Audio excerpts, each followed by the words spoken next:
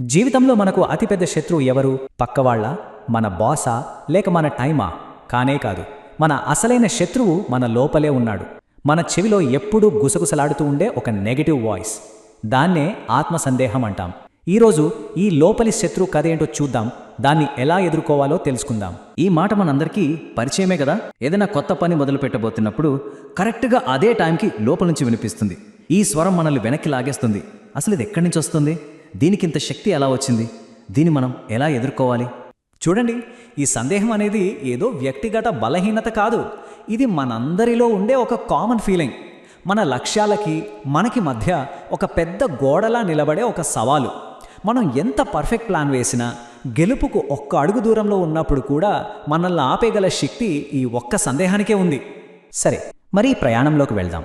ముందుగా సమస్య ఏంటో గుర్తిద్దాం. ఆ తర్వాత దాన్ని మనకు అనుకూలంగా ఎలా మార్చుకోవాలో స్టెప్ బై స్టెప్ చూద్దాం. ముందుగా మన లోపలే దాక్కున్న ఈ శత్రువు ఎవరో చూద్దాం. ఇది బయట వాళ్ళు మనల్ని అనే మాట కాదు, మన ఆలోచనలోనే పుట్టే ఒక రాక్షసుడు. బయట ఎన్ని అడ్డంకులున్నా లేకపోయినా మనల్ని ముందుకు వెళ్లకుండా ఆపే శక్తి దీనికి చాలా ఎక్కువ.